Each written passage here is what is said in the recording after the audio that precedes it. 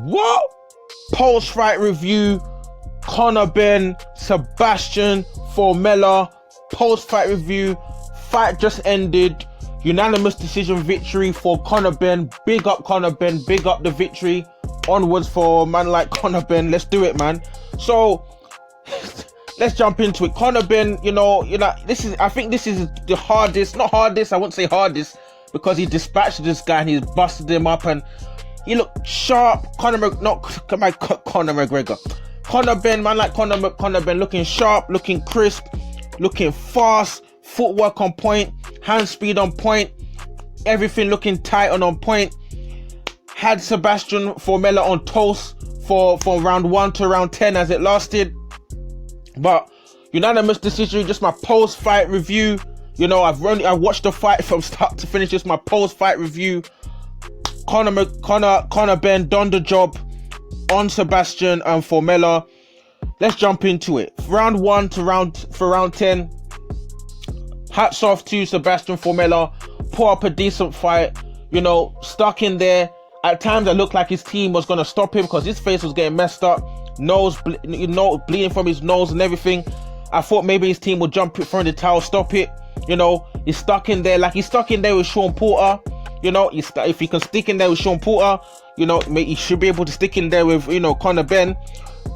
He managed to stick in there, put up a decent fight, landed some decent shots on Conor Benn, and he did decent. He's not a top welterweight out there. Obviously, he's got good, amateur experience and everything like that. But, he did a decent job.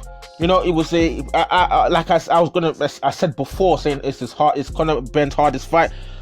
Not his hardest fight. It's more to say, it's a step up in terms of the previous opponents he's been fighting before. Some of those guys were just rollovers and ball overs. They just roll over from, shots that, Formella was taking. Other guys have been stopped from similar shots, but the guy stuck in there, did what he had to do. But in terms of Conor Benn, the guy, man like Conor, man was looking sharp, fast hands, sharp. Formella did well to so protect himself from getting rocked by a few uppercuts, because I know Conor Benn was looking for those uppercuts, man. He was looking to rip those uppercuts upstairs. A couple of them landed, but not flush. But Formella did well to read it, to not get caught by those uppercuts that Conor Benn was constantly trying to land. Similar to how Tank Davis, Gervonta was trying to land, the uppercuts, looking constantly looking for the upper against Leo Santa Cruz. But similar way, obviously they're not at the same level at this point, but Conor Benn was constantly looking for those uppercuts. He landed them a couple times, snapping up the head of Sebastian Formella. Conor Benn's hand speed, as I said, looking good. The foot speed was looking good. His defense rolling with the shoulder. I was like, right, this guy Conor Benn looking good. Is it because Conor Benn's looking great? Is it because Sebastian, Formella is not a great fighter to really test Conor Benn? Those are all questions that are going to be answered in the future, obviously. But I'll go on to the fighters that he could be taking on in future, potentially at British level. But in terms of this fight, hats off to Conor Benn. Post-fight reaction, hats off to Conor Benn. Solid victory, unanimous decision over a tough Sebastian Formella, who did not want to get out of there. Anytime Conor Benn looked like he's going to open up hands, he opens up his hands. He's like, listen, I'm not going to come here and get stopped by a man like Conor. Man's going to stay in here. Man's going to throw hands if you throw hands. So that's what he did. Threw the hands. So Conor was like, listen, I'm going to break him down. If the stoppage comes, it comes. If it doesn't come, I'm winning the rounds. And then that's what she wrote. Unanimous decision victory for Conor Benn. His dad was watching live, Nigel Benn, with Conor's sister, I think.